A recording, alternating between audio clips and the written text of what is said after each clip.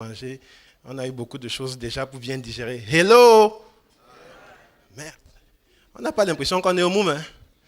En général, quand on va à des événements pareils, tout le monde doit avoir le sourire qui arrive jusqu'à la nuque. C'est ça qui fait la volonté à un speaker quand il est devant. Même de se dépasser ou de se surpasser avec des choses intéressantes pour tout le monde. Parce qu'on est là pour partager d'abord, non? Je me trompe? Alors, hello! Voilà, nice, that's good. Okay.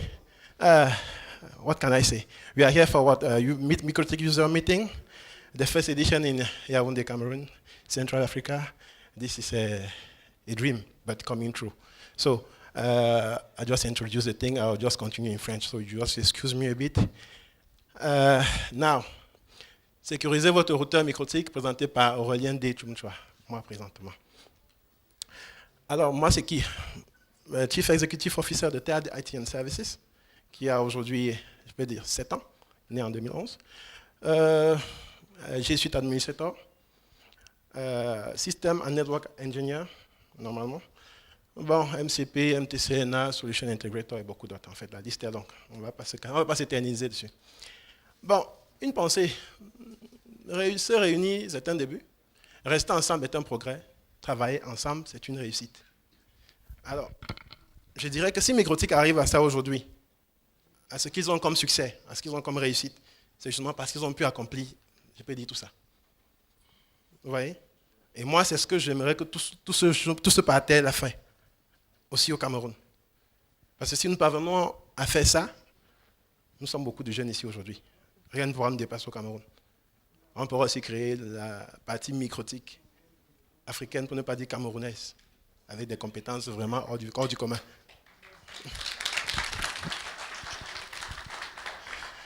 Alors, pourquoi sécuriser son routeur MikroTik? Vous savez, moi j'ai un problème particulièrement avec notre jeunesse d'aujourd'hui. Bon, c'est précisément, presque tous mes panélistes ont dit en partie ce qui a été dit déjà et que je vais quand même redire un peu à ma façon. Beaucoup achètent des équipements informatiques, se passent pour des ingénieurs ou bien des compétences et veulent les configurer. De grâce égard, n'ayons pas honte. La première qualité d'un IT, c'est d'être humble, donc d'apprendre et d'apprendre sans stress. Vous voyez un peu? Ne prenons pas la course de dire on connaît déjà quand on ne connaît pas. Apprenons, parce que même le plus petit là peut nous apprendre quelque chose de très fondamental qu'on passe à côté chaque jour.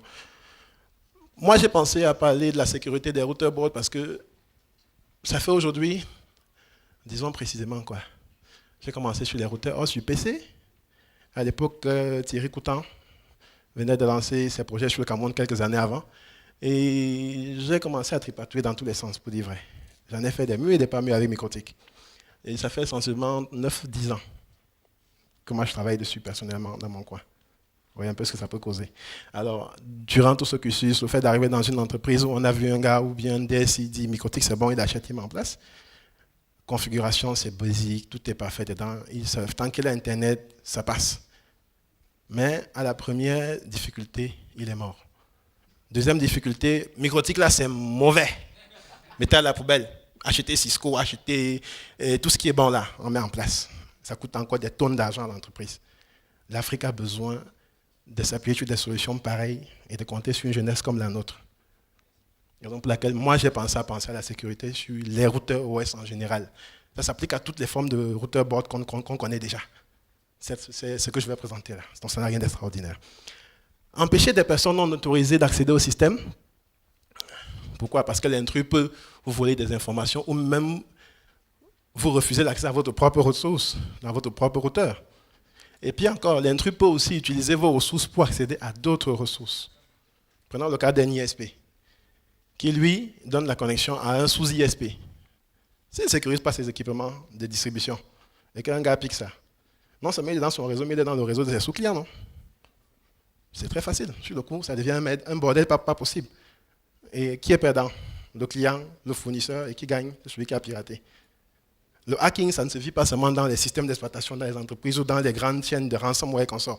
Même dans nos configurations de base, on peut se faire hacker facilement, même pas un enfant au quartier.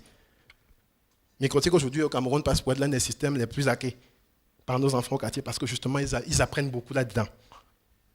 Donc pensons nous-mêmes déjà, nous autres IT, à protéger les infrastructures où nous déployons MikroTik. Ça permet de garder de la place et la hauteur qu'il faut à des routeurs pareils. Bien, voilà à peu près à quoi ressemble Je peux dire quoi? La fenêtre de log d'un routeur qui est hacké. Vous voyez un peu? Alors, en fait, juste une parenthèse courte, d'une entreprise où je me suis retrouvé en train d'arriver, un gars qui paye 14 mégas. Du jour au lendemain, il vous dit, mais gars, j'ai 14 mégas que j'achète. J'ai un test de bande passante, c'est bon, mais je ne parviens pas à surfer. Bon, une petite question à l'assistance. Qu'est-ce qui peut être la raison?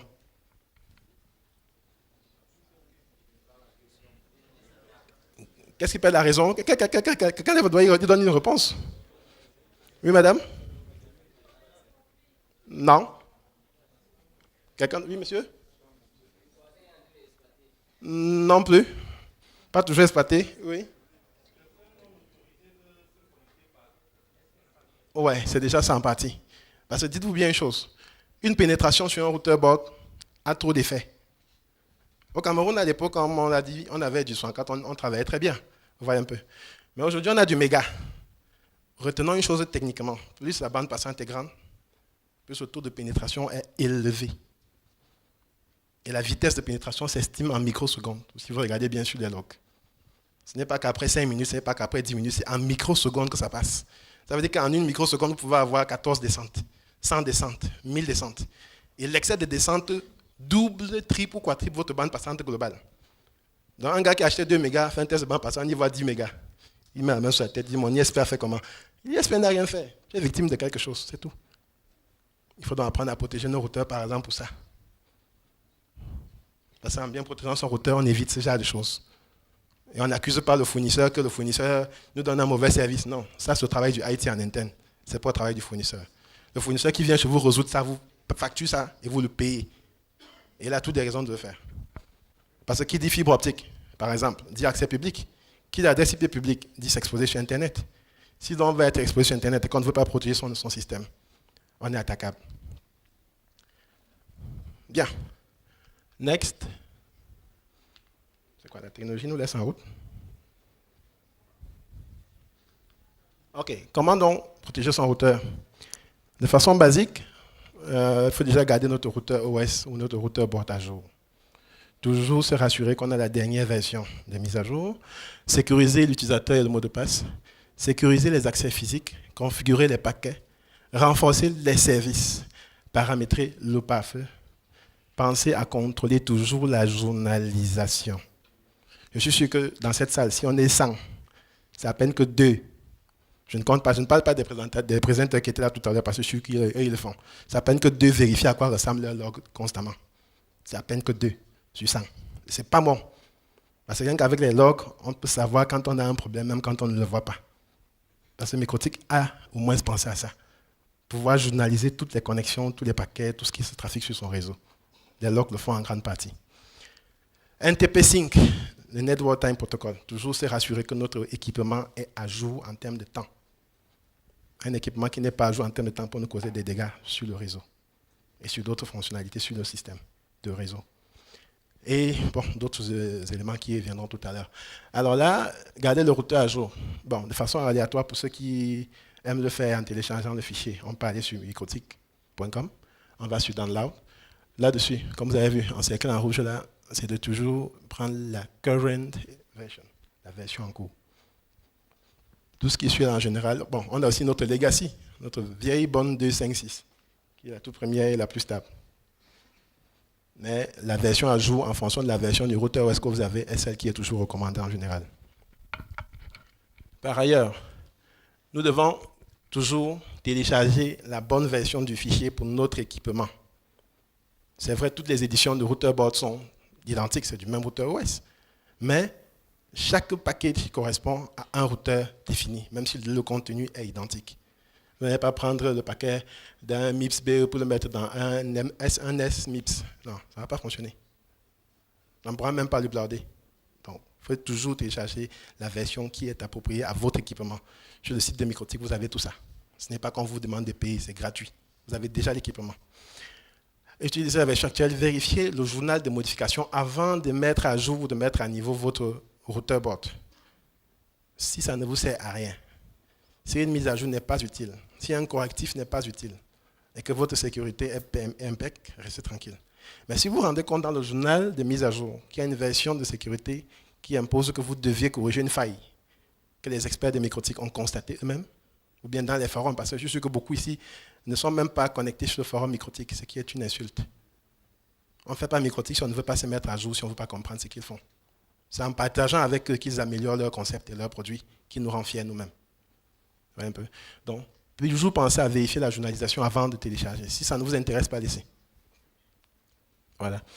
Télécharger depuis un serveur fiable, parce que vous aurez constamment des copies AIX là-bas et ainsi de suite, qui pourront avoir dedans des choses qui ne sont pas bonnes, des scripts qui ne sont pas adaptés, qui peuvent vous causer d'autres problèmes quand vous les importez dans le système. Vérifiez le fichier et le format MSD5 lors du téléchargement. Sur tous les fichiers que vous téléchargez sur cette page, vous avez le MSD5 qui va avec. Et le H aussi. Donc vous n'avez rien téléchargé ici sans avoir cette information, parce que c'est ça qui vous permet de garantir la qualité du fichier que vous avez téléchargé. Alors, pour commencer les mises à jour en général, Microtik a permis que dans tous ces équipements, on ait un outil qui permet de faire cela. On va utiliser Winbox de façon basique, on peut utiliser la ligne de commande, comme on peut utiliser la version Webfig. Mais en Winbox, c'est ce qu'on a, par exemple.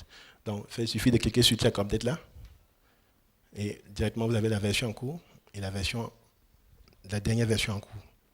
Et on a choisi Current pour spécifier ce que nous voulons. Oui, d'accord? Bien. Un peu plus loin, nous avons dans le fichier MSD5, MD5 et HH.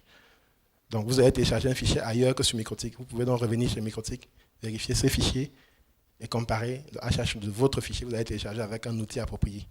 Si le HH n'est pas compatible, ne le chargez surtout pas. Il doit être identique à celui que vous avez téléchargé. Bien. Sécurisation du user ID et du password. Bon, ça c'est un truc qui m'a moi-même fait rire à un moment donné. Quand on est victime d'une attaque ou d'une pénétration, je pose une question. Quel est le compte qui est le plus utilisé de façon globale? Le compte admin. Alors, si vous n'avez pas bien sécurisé votre mot de passe, soyez sûr, on va le casser. Si votre mot de passe est léger, on va le casser. C'est possible de le faire, ce n'est pas la magie. Mais s'il est bien, c'est bon. Maintenant, à la limite, créer un compte séparé pour chaque utilisateur, de grâce, quand vous avez un système informatique avec des responsables informatiques, des administrateurs système, des administrateurs réseau, prenez la peine de dire, je crée un compte pour chaque membre. Ça vous permet de ne pas stresser quand il y a un problème. Qui était le dernier en ligne? Qui a fait quoi? Comment ça s'est passé?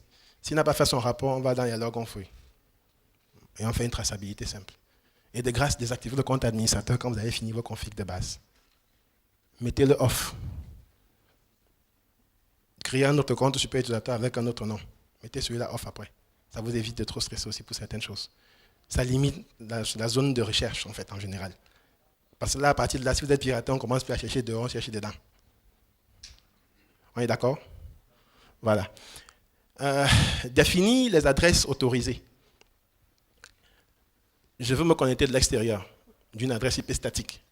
Je peux décider que c'est cette adresse IP-là qui peut se connecter de l'extérieur au routeur board. De l'intérieur, j'ai 14 VLAN. Il n'y a que le VLAN administration, le VLAN support, le VLAN test qui doivent se connecter. On peut définir ça aussi. Ce qui fait que si ce ne sont pas ces adresses-là, le routeur board dit je ne te connais pas. On va te chercher encore ailleurs. Simple. Bien, placer un utilisateur en lecture seule dans le groupe LEI. Qui peut me dire à quoi ça sert? Le fait de placer un utilisateur dans le groupe LEI. Read only. Oui, monsieur? Voilà. Un gars qu'on a balancé dans LEI, la seule chose qu'il peut faire, c'est monitorer. Il ne peut porter aucune modification. Ce qui fait qu'on ne va pas dire qu'un admin ou bien un NOC a voulu faire un checklist et il a besoin d'aller modifier une règle. Il n'a pas besoin de ça. Il est là pour faire le checklist. Donc, coupons les ponts. Ça, c'est une partie du best practice. Ne donnez pas à quelqu'un un accès qui ne lui sert à rien. Limitons tout ça pour éviter les maux de tête. Bien. Ouais. Les choses là, c'est bien utilisé. Bien. Sécuriser les accès physiques. Beaucoup d'entre nous ont des routeurs board de 4, 5 et X ports. Et je sais que beaucoup en général vont utiliser 2 ou 3 ports au maximum sur leur routeur, quel qu'en soit le modèle.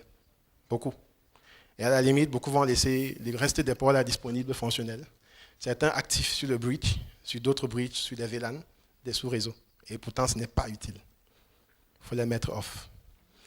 En cas de présence d'un port console, s'il n'est pas utilisé, bien vouloir les désactiver. Parce que même à partir du port console, si un collaborateur est malveillant, il peut causer du tort à l'entreprise. Désactiver ce qui ne sert à rien.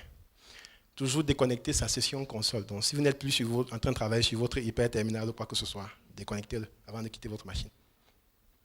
Ça évite que quelqu'un ne se retrouve avec votre compte en train de faire une modif dedans. Et le jour, on va vérifier la log, on va vous dire, c'est vous qui avez fait. Vous avez dit, je n'ai jamais fait. Non, vous êtes le coupable. Vous avez fait une négligence. Et que quelqu'un a exploité.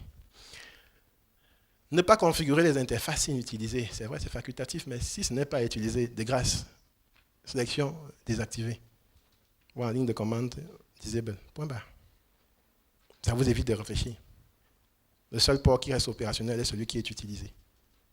Le jour où on a besoin d'utiliser le port 2 ou le port 3, on active, on le configure, on le connecte. Ça vous évite beaucoup. Un exemple d'interface de configuration avec port désactivé. Ce n'est pas compliqué, c'est trop facile. Il suffit de sélectionner le port et de cliquer sur ce port. Ça le désactive instantanément. Désactivation des paquets non utilisés. Le tout, ce n'est pas d'avoir tous ces paquets dans le système. Hein. Quand ça ne sert à rien, désactiver ce qui ne vous sert à rien. Parce qu'un collaborateur mal intentionné peut arriver là, parce que vous avez laissé le paquet ouvert, il peut s'en servir d'un pour faire son travail, ou même pour faire sa besogne, et il se crée des routes là-dedans facilement, surtout quand il a la compétence. Le jour où vous avez un mal de tête, vous allez commencer à dire, mais ça s'est passé comment? C'est des choses qui étaient inutiles, qui sont retrouvées être utiles dans ce temps-là. Et par défaut, en général, la majorité des paquets sont toujours actifs. Par défaut.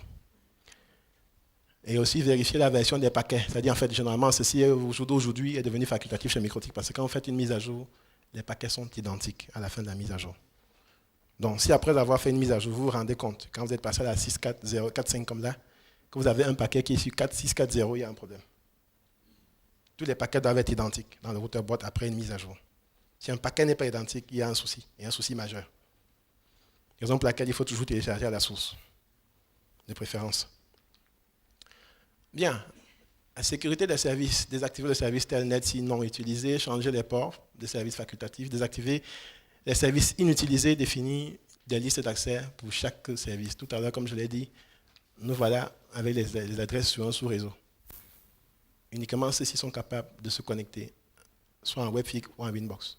Uniquement cette plaque d'adresse. Passer ça, personne ne va se connecter. De ce côté, si vous avez l'option certificat, je pense Patrick Obo l'a dit tout à l'heure, vous pouvez ajouter les certificats de sécurité sur votre routeur bot aussi. Vous voyez donc par là que quand on dit que Microtik a pensé à sa sécurité, il n'a pas pensé un peu à sa sécurité. Il a poussé sa sécurité de très loin. Maintenant, c'est à nous de pouvoir vraiment utiliser, parce qu'il faut comprendre aussi les concepts de sécurité dans ce sens-là. Les paramètres du pare-feu. Bon, je ne vais pas courir là-dessus. Le paramétrage du pare-feu, c'est quelque chose de, je vais dire quoi, de préférence. N'allez jamais faire un test pare-feu en production. Ne le faites jamais en production. Si vous voulez tester une règle pare-feu, testez-la en off. Soit vous installez une version routeur OS sur une machine virtuelle.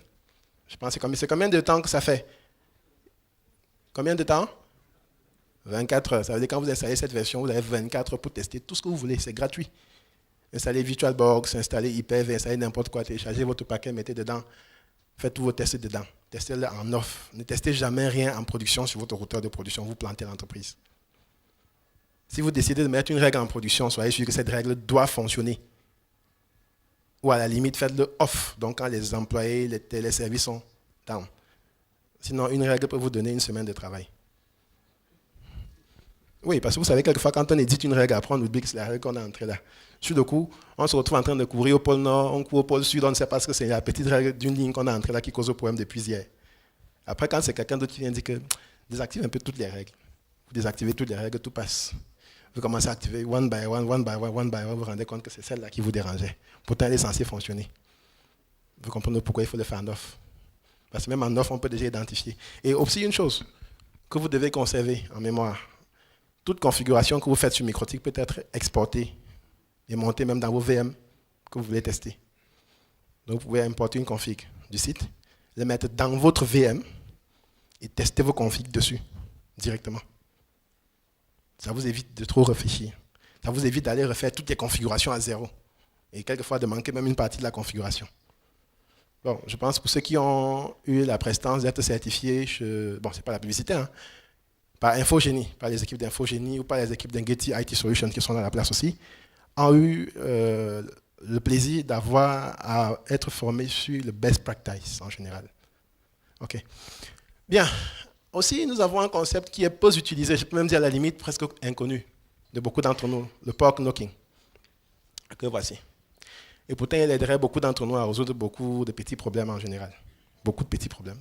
Parce que moi, avant de commencer à l'utiliser, j'avais un souci avec un port SSH qui me cassait la tête et que je devais laisser ouvert. Et souvent, ça m'emmerdait parce qu'un collaborateur malveillant, comme le DTA je l'ai dit tout à l'heure, ouvrait ses paquets et passait par là. Vous voyez ce que ça peut faire. Pendant qu'on pense qu'on a laissé un port pour le service, quelqu'un d'autre s'amuse avec pour faire ce qu'il veut faire. Bien, alors voilà à peu près à quoi ressemble, je peux dire quoi, une page par feu. Bon, ça c'est pour une de nos entreprises pour lesquelles nous consultons. Nous avons placé des règles simples en fonction de leurs besoins. Certes, vous allez identifier que nous marquons des paquets et nous créons des adresses listes aussi là pour eux en fonction de ce que le DT ou le DG a besoin. Et retenez bien une chose avec Microtik. Le chef d'entreprise, souvent, a des problèmes à s'exprimer avec ses collaborateurs. Pourquoi? Parce que quand il a une bonne connexion qui passe, tout le monde fait ce qu'il veut dedans. Maintenant, l'inconvénient, c'est quand l'IT décide de corriger ce que ses collègues font. Soit il sera mal vu, on va commencer à dire du n'importe quoi. Moi, je m'en fous de ça en général. Moi, je vous dis ma vérité. Mes collaborateurs, mes collègues, mes partenaires peuvent vous dire. Mais quand j'arrive dans une entreprise, je dis une chose directe aux collaborateurs. Si quelqu'un sait qu'il dérange la bande passante que le DG paye pour que l'entreprise, de façon globale, soit à l'aise, c'est son problème. Je viens, je finis de faire mes règles, j'identifie celui qui cause le problème, il doit rendre ses comptes. C'est pour nous dire que nous-mêmes, les IT, apprenons déjà à avoir les bonnes politiques et les best practices. Si nous devons définir une charte informatique, comme on dit, ne faisons pas comme la police ou bien l'armée au Cameroun qui dit que les règles s'appliquent à la population et non à nous. Elles s'appliquent aussi à nous d'abord. Parce que c'est nous, quelquefois, qui ouvrons les failles dans notre propre système, à vouloir faire des exceptions de gestion ou de manutention. Ça cause aussi d'autres difficultés qu'on ne pèse pas. Et retenons aussi une chose, c'est que nos petits frères réfléchissent 10 fois là où nous réfléchissons une fois. Bien. Alors, le pork knocking. Bon, là, je ne veux pas qu'un présenteur se lève. Hein. Je préfère un homme présenteur. Alors, de façon basique, qui peut m'expliquer ce schéma dans la salle? Si quelqu'un a déjà entendu parler du pork knocking, je pense qu'il devrait être en même d'expliquer ce concept, ce schéma-ci. Parce que même ayant seulement lu le concept en lui-même, ceci est explicable.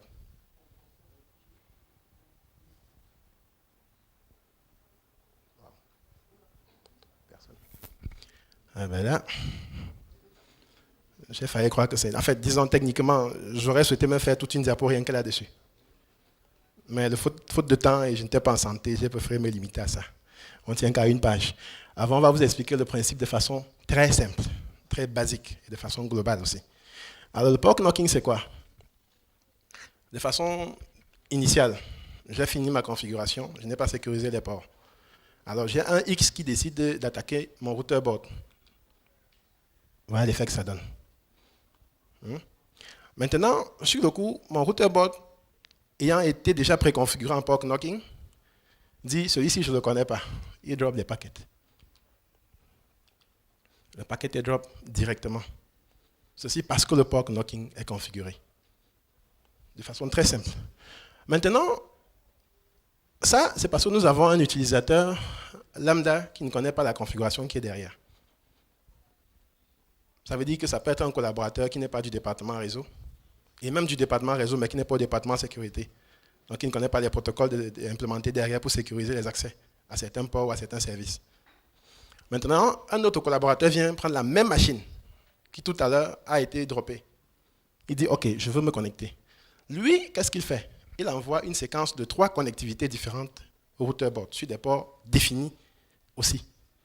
Ça peut être 1-1-1, ça peut être 2-2-2, ça peut être 3-3-3. Mais ça doit être 3 connectivités en moyenne, d'après mes propres tests, en fait. Le routeur board identifie que 3 fois de suite, 3 ports différents ont été attaqués ou ont été interpellés par la même adresse IP. C'est en fait ça l'avantage du concept. En SSH, vous allez avoir une adresse IP qui vous attaque, mais la même adresse IP va continuer à vous attaquer, à vous saturer et changer systématiquement en moins de 30 secondes. Par contre, pour ce principe, il y a un temps défini pour que la même adresse IP doit refaire la même connexion. Donc ça veut dire que si vous avez dit ça doit avoir un intervalle de 30 secondes, chaque 30 secondes, vous devez attaquer une de ces adresses, un de ces ports, toutes les 30 secondes. Passé 30 secondes, ça vous drop. Ça ne vous reconnaît plus. Vous voyez un peu?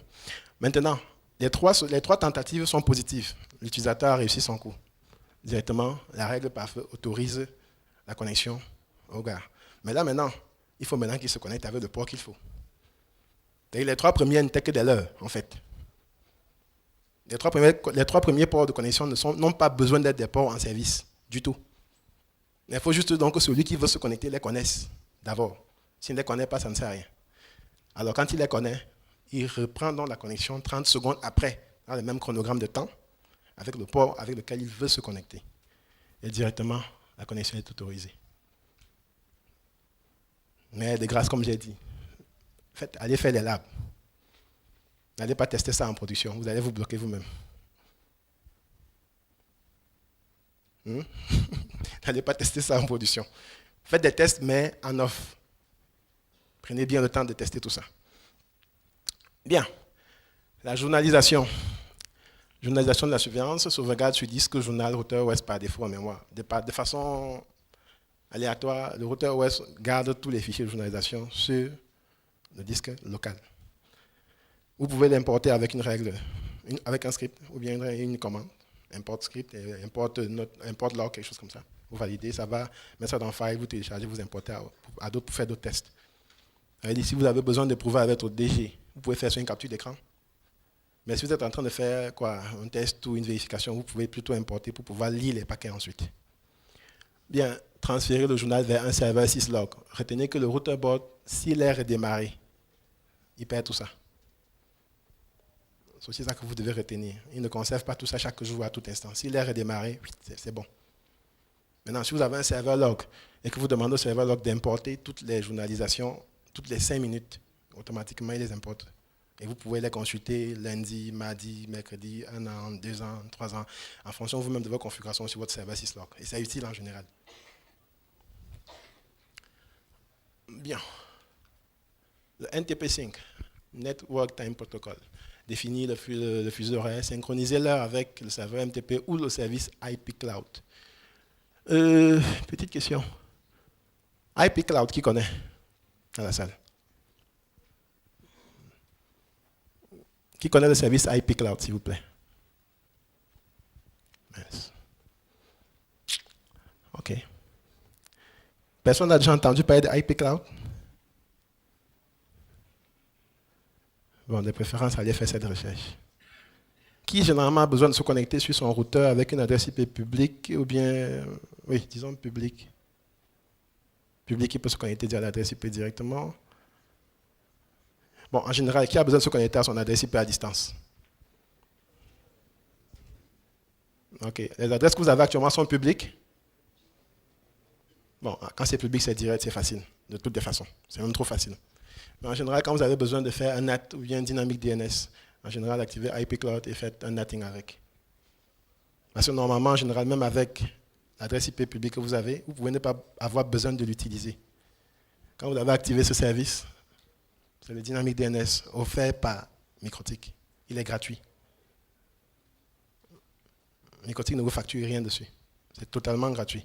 Par contre, dès que vous l'activez, vous appliquez, ou bien vous faites un force update d'abord, il vous attribue une adresse chez Microtik. Et il vous donne votre adresse IP à vous. L'adresse IP que vous êtes censé avoir de façon publique, même si elle est dynamique. Et ceci vient justement résoudre le problème de l'adresse IP publique mais dynamique. Donc, ce qui fait qu'à chaque fois quand votre routeur board redémarre, vous n'avez plus la même adresse IP. Avec IP Cloud, vous résolvez totalement ce problème. Pour l'absorber une fois. Même s'il redémarre 10 fois, le nom DNS restera le même chez Microtik pour vous. Vous pouvez donc vous reconnecter avec ça autant de fois que vous voulez. Bon, combien de personnes ici sont chez MTN? Prenons le cas de figure.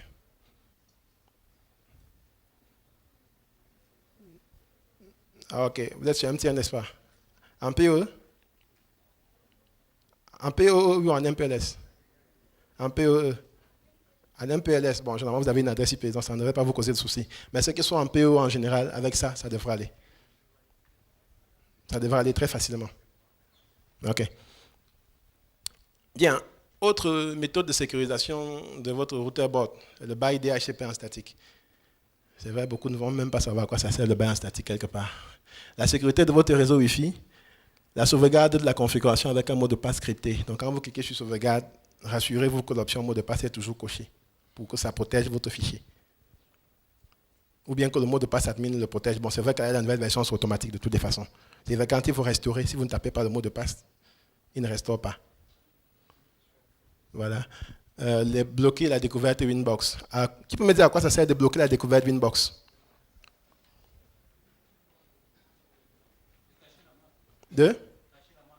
Voilà, sur le réseau. Bon. Désactiver la découverte du voisinage réseau. Bon, je pense que quelques-uns d'entre nous savent à quoi ça sert.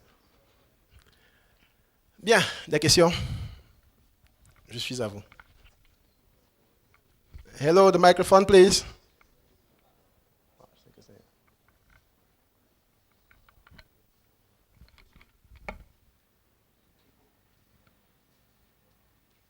Je pense qu'il faut l'ouvrir. Bonsoir à tous.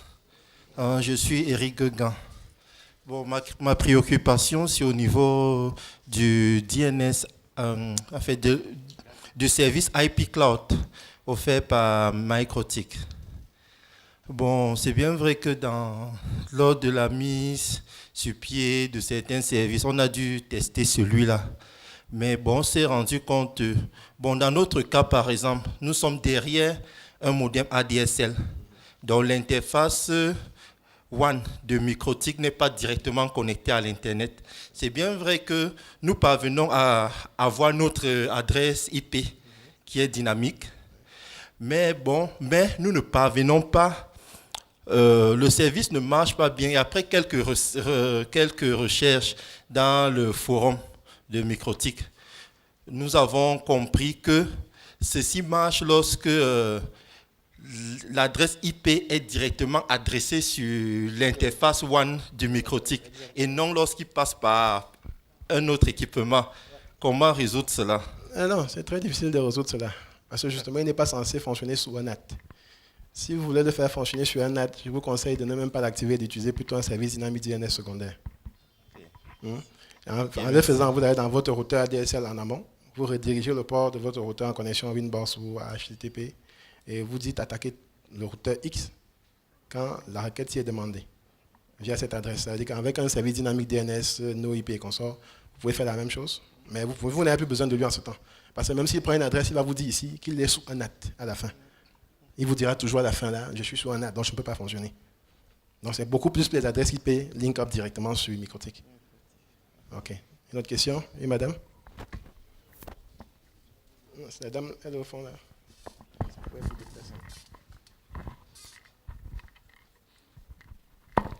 Oui, bonsoir, merci pour la présentation. Je voulais poser une question. On est là les mots de Creolink.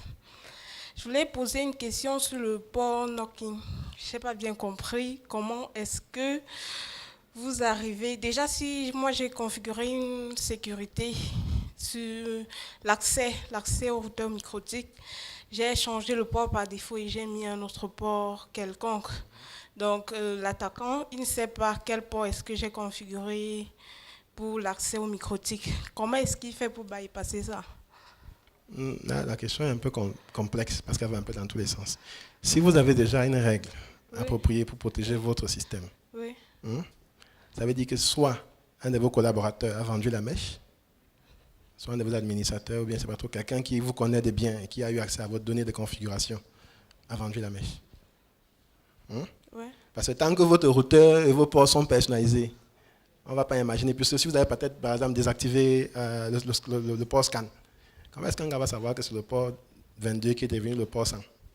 Non, je pose la question parce que vous avez expliqué, je ne sais pas si je n'ai pas bien compris, qu'il fallait que l'utilisateur se connecte 3 fois en moins de 30 secondes, c'est ça? Voilà, okay. Et il aura accès au routeur. Ok, précision. Parce qu'il faut qu'on se comprenne bien. Oui. Le gars qui se connecte la première fois là, il ne connaît pas comment ta configuration fonctionne. Ouais. Mais lui, il sait que le port 22 est ouvert. D'accord? Le port 14 Port 22, non, je ouvert. dis, prenons le cas, port 22. Il sait qu'au port 22, il devrait pouvoir se connecter sur votre routeur, par exemple. Hein? Alors, là, vous avez déjà votre configuration port knocking en place. C'est que lui ne le connaît pas. Il ne sait pas que pour toute entrée dans votre routeur, il devrait utiliser 3 ports différents toutes les 30 secondes. Et 3 ports dont il ne connaît même pas l'existence, préconfigurés d'avance, dans la règle du port knocking. Donc, si vous n'avez pas précréé ces 3 ports, ne vous vantez pas, vous n'avez pas de port knocking en place. Non seulement vous configurez les adresses en question, vous configurez les délais, pour ne pas dire les temps mis pendant les demandes. Ok, Voilà. je comprends. Et j'ai une autre préoccupation, c'est que je me rends compte que vous mettez trop de sécurité pour l'accès à un routeur. Et on sait que trop de sécurité tue la sécurité, forcément. Quand vous dites que quand vous dites qu'on désactive le port console, si moi, j'arrive pas, par exemple, à me connecter sur mon routeur, j'ai peut-être perdu le mot de passe, et que tous les autres... Bon, et que je ne peux pas me connecter au port console parce que j'ai désactivé. Est-ce que c'est trop de sécurité en fait? Et aussi, si vous dites que lorsqu'un port n'est pas utilisé, il est désactivé. Donc, s'il y a un port qui passe down, comme on dit, et je peux bien utiliser un autre port que j'ai mis en bridge. Je peux bien utiliser cet autre port-là pour me connecter au routeur, mais quand j'ai tout désactivé... On va dans tous les sens, un instant. Excuse-moi de te couper. La sécurité d'un système informatique est une chose fondamentale. Il n'y a pas de règles sans contraintes. Je dis bien que la sécurité Voilà. est nécessaire, mais pas trop. Non. On est là. Où on fait l'informatique, où on ne la fait pas. On est d'accord? C'est un peu ça le problème. C'est dans ce que je disais tout à l'heure quand je disais que j'aimerais que la jeunesse camerounaise comprenne qu'il y a des règles. Et ces règles, nous ne devons pas aller contre. Nous devons faire avec ces règles et les améliorer plutôt. Vous voyez un peu? Okay. Parce que je vais vous poser une question. Vous êtes certifié Microsoft, par exemple? Non, pas Microsoft. OK. Microtik. Linux? Microtik, juste. Juste. Ouais. OK, j'ai parlé de Microsoft et Linux pour 2 raisons fondamentales. Ouais. Où on fait la sécurité, où on ne la fait pas. Parce que j'ai dans la salle, je pense, un ingénieur en sécurité et en cryptographie. Non, je dis, j'en ai un dans la salle. Okay. Elle vous dira une chose simple. Si le best practice demande d'arrêter tout ce qu'on n'utilise pas, et qu'on a un process interne qui donne les méthodes d'urgence à mettre en place quand on a un problème, on doit l'appliquer. Ça évite que l'entreprise n'ait un problème. Et surtout, il faut qu'on se dise une vérité. Beaucoup de nos petits frères aujourd'hui ont trop de mauvaises pensées. Et ils ont le temps justement pour les mettre en application. C'est ça qui fait mal en fait dans la réalité, les gars. Parce que beaucoup de jeunes aujourd'hui dans la salle, peut-être, s'il y a des étudiants, des élèves parmi, ne comprendront pas pourquoi les entreprises ont de la peine même à les prendre en stage. C'est à cause justement de leur désordre. Ils sont pressés de tout apprendre sans rien apprendre à la fin. Donc, le best practice nous dit, voici ce qu'il faut faire pour la sécurité. Ce que je partage avec vous là, je n'ai pas réinventé, hein. Je l'ai juste présenté à ma façon à moi. Vous voyez? Mais c'est ce que le best practice demande en fait. Ça ne sert à rien de laisser un port actif pour peu que vous soyez peut-être quoi, d'autres tournées pour 1 journée ou 2 journées, le système fonctionne bien. Quelqu'un arrive, pour peu que vous avez bloqué le système, il sait que s'il débranche le port actif, tout le monde s'arrête. Et vraiment, ça ramène tout le monde à être dans la salle serveur pour savoir ce qui ne va pas. Ou bien un collaborateur. Vous voyez un peu? Par contre, il va vouloir utiliser le port qui reste actif pour faire sa salle besoin dans votre système. Et là, sur le coup, il faudrait qu'on ait fait des recherches pour se rendre compte qu'il est passé par le port qui était actif. Sinon, on ne saura pas. C'est tout comme il peut bien attendre à la fin de journée quand tout le monde est parti, débrancher ce câble. S'il n'y a pas de service de continuité, il fait la même bêtise. Et c'est après qu'on se rendra compte. Donc, mieux, on les désactive d'abord. Le port console, pour moi, en fait, ce n'est pas un problème. Tant qu'on a fait sa config, on n'est pas dans un routeur pour configurer ça chaque jour. Ce n'est pas la nourriture bien de je comprendre tous les matins. Quand vous avez fait votre config, vous la laissez telle qu'elle. Ne rentrez dedans que si vous voulez l'améliorer ou l'optimiser ou la rendre plus performante. C'est simple.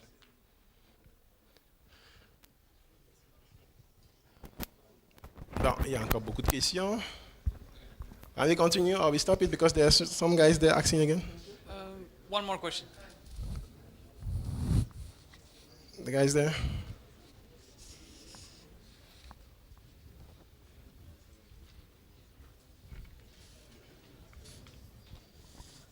Thank you. Bonsoir. Et bonsoir. Oui, merci pour votre brillant exposé. Moi, c'est Yves Thibé de l'entreprise NHIT Consulting. Bien, j'ai 2 questions très courtes. L'un des gros problèmes en sécurité maintenant auxquels on fait face, ce sont des attaques de type déni de service. Est-ce que Microtik aurait éventuellement une parade face à ce type d'attaque? Autre chose, j'ai parcouru un certain nombre d'entreprises au niveau de Yaoundé. Et on fait face aussi à beaucoup de problèmes, comme vous avez cité là, nos petits frères qui sont un peu plus éveillés là. Et on retrouve des entreprises qui se font attaquer depuis l'intérieur. Et les IT sont presque impuissants face à ça. Et beaucoup de ces attaques sont de type AEP poisoning ou DHP smoothing. Quelles sont les parades que Microtik nous propose face à ces 2 types d'attaques? Bien. Ça, merci. Je commencerai par la deuxième, qui est très simple. La réponse n'est pas compliquée parce que le premier problème de l'IT, c'est quand il ne veut pas concevoir qu'il peut apprendre ou bien qu'il doit apprendre. On est d'accord? Le tout, ce n'est pas de se dire je suis le IT de telle entreprise. C'est de bosser dur pour non seulement mériter son poste, mais pour faire son travail.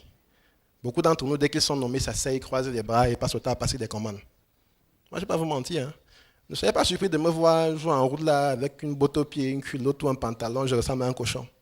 Je suis champion pour ça, vert ou jaune. Camerounais typique. Je ne suis pas de ceux qui s'asseyent derrière les postes au bureau, passent le temps à commander. La preuve, mon DT dans la salle, il peut le dire. Quand ça ne va pas, moi-même, je suis sur l'échelle de 3 mètres s'il faut. Je fais mon travail, c'est pour ça que je suis IT. Il faut être IT dans l'âme et non IT dans la poche. Et beaucoup de nous, on aime ça. Ouais, un peu. Donc, pour ce qui est de la sécurité de votre réseau local, si vous-même déjà vous ne comprenez rien à ce que Pierre fait, comment vous voulez qu'on le contrôle à votre place? On ne vous demande pas d'avoir toutes les connaissances globales dessus, mais il faut comprendre ce qu'il fait. C'est comme avoir un développeur en interne qui manage votre base de données, par exemple. Personne à part lui ne comprend ce qu'il fait dans les bases de données. Le juge démissionne 10 ans après on apprend qu'il a écrit un code dans la base de données qui détournait 10 francs dans les opérations journalières de l'entreprise, 10 francs seulement. Sur 5000 clients, chaque jour, ça fait combien en un an? C'est la même chose. Donc, comprendre ce que nos collaborateurs font. C'est pour ça que je dis souvent, beaucoup ont le titre de DSI, mais ne comprennent pas ce que c'est que le rôle d'un DSI. Parce qu'un DSI, ce n'est pas celui qui est l'homme à tout faire. C'est celui qui est un bon manager et un bon leader parce qu'il a toute une équipe avec lui. Et à la limite, il n'a pas besoin d'être un super informaticien, mais il doit s'arranger à être à la page. C'est-à-dire que c'est lui qui impose le protocole interne en cohésion avec ses collaborateurs. Ils doivent discuter ensemble de ce qu'il y a à faire et de ce qui n'est pas à faire. Et faire des règlements intérieurs qui interdisent X et Y, ce qui répond aussi en même temps à la question de la dame concernant l'excès de sécurité. On n'est jamais assez sécurisé, surtout avec la jeunesse d'aujourd'hui. On a dit qu'ils sont 2.0. Non, moi, il dit c'est petit, ils sont 3.0 les enfants d'aujourd'hui. Parce que moi, quand j'ai commencé l'informatique, à l'époque, on était encore en CDOS. Hein. Aujourd'hui, ils ont le clavier, la souris, ils ont l'écran, ça court. Nous, on avait l'écran noir avec un curseur dessus. Vous voyez ce que ça veut dire? On est toujours dans ça aujourd'hui. Mais eux, ils arrivent sur un terrain plat, ils chaussent les bottes, ils veulent courir plus que tout le monde. L'inconvénient donne quoi? Tout ce qu'on a comme perte, dégâts et autres dans les entreprises, ce qui n'est pas bien. Donc le premier problème, c'est d'abord le IT. C'est vrai aussi que quelque part, je vais accuser notre État. Sur un point. On a une constitution, vrai ou faux? Tout le monde va le dire, on a une constitution. Mais qui de nous peut nous dire s'il y a une seule loi qui parle de TIC dans notre pays? Ce qui fait que personne ne se sent inquiété, même quand il occupe le poste de DSI. Pourtant, à la moindre faille informatique sur d'autres cieux, le DSI est le premier impliqué. Je suis administrateur Google, j'intègre des clients même hors du Cameroun. Je ne vais pas vous mentir. J'ai un client qui a eu un problème de sécurité une fois. C'est son IT manager qui avait cédé son compte à quelqu'un d'autre. Et ce quelqu'un a modifié mon pass à moi pour faire sa besogne. La seule chose qui m'a sauvé, mon téléphone, 1, était off, donc je n'étais même plus connecté en sign-in. Et 2, je venais de faire un mail, ça faisait à peine 48 heures pour signaler que j'étais off depuis. Et je n'étais même pas en santé. C'est après enquête qu'on s'est rendu compte. Et tout ça en faisant quoi? En respectant le manuel de procédure interne quand il y a un incident. C'est pour ça qu'on dit bien penser sa sécurité, c'est se prémunir contre beaucoup de choses en même temps. Ce n'est pas un truc à prendre à la légère. Bien, la première question, c'était encore sur quoi, pardon? L'IT? The Night of Services? Je dirais que personnellement, moi, pour essayer de résoudre ce problème, j'ai passé mon temps à faire des couplages Linux et consorts. Vous voyez un peu? Même FortiGate a ses limites. Je pense que ça répond à la question, non? Ça veut dire que chaque jour, on s'améliore. D'où je disais tout à l'heure que si nous ne contribuons pas pour que Microtik soit encore meilleur, nous-mêmes ne sommes pas en train de vouloir que ce projet soit un rêve possible. Parce que moi, j'aimerais que la jeunesse camerounaise se calque sur ça pour faire mieux. Parce qu'ils ont commencé avec un rêve. Ce rêve est devenu une réalité. Et Microtik aujourd'hui, c'est des tonnes d'employés, si je ne me trompe pas. Donc, on peut faire la même chose. On peut s'appuyer sur Microtik pour évoluer. OK, merci. Qu'est-ce que j'aurais encore à dire là? Bon, je pense que j'ai parlé en bref de ce qu'est TADIT service-là. Bon, ouais. Entreprise de conseil de services dédiés aux nouvelles technologies de l'information. Objectif majeur, satisfaire notre clientèle. Mon leitmotiv principalement, c'est quoi? Le client, il doit être satisfait. Si je peux, je le livre. Si je ne peux pas, je me retire. Je cède la place à celui qui peut. Je ne sais pas si je peux vous m'appeler pour une consultation. Je finis de faire votre checklist, je me rends compte que non. C'est peut-être un Getty Solution qui doit le faire. Moi, je l'appelle, il dit, viens ici, on a un pointage à gérer. Il vient, il perd son travail, il valide. Je ne sais pas si je peux que vous m'appelez. À la fin, c'est Infogénie qui fait l'intervention. C'est possible. On n'a pas le summum de la maîtrise. Donc, nous intervenons sur l'infrastructure, système, réseau, l'intégration de solutions d'entreprise, les métiers du digital et l'infogérance, de façon globale. Alors, TAD IT Services vous dit merci. Thank you very much.